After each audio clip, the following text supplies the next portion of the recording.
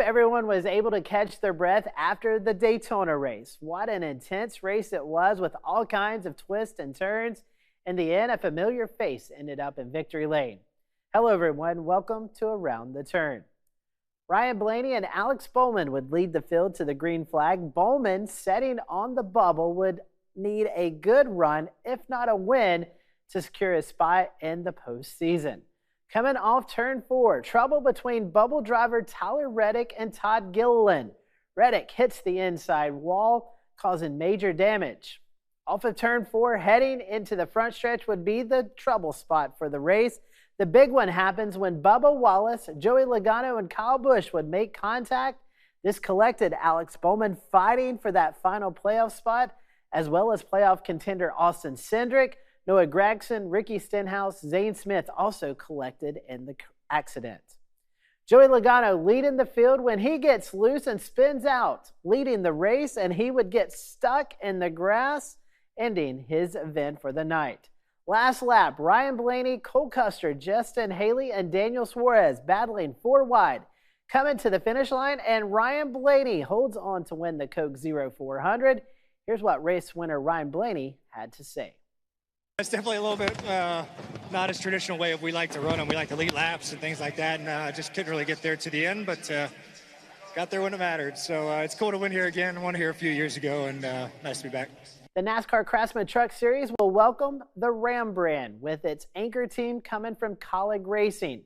As of now, the Xfinity and Cup Series teams will continue to run Chevrolet. Trackhouse Racing has announced that Connor Zillage will run the 3rd Cup entry, the seat vacated by Daniel Suarez. WeatherTech, Red Bull will be the 2 anchor partners. No word yet on what number Connor will be running. The NASCAR playoffs kick off in our backyard. The crown jewel race, the Southern 500. Daniel Suarez talks about how the overall difficulty of the Southern 500 is.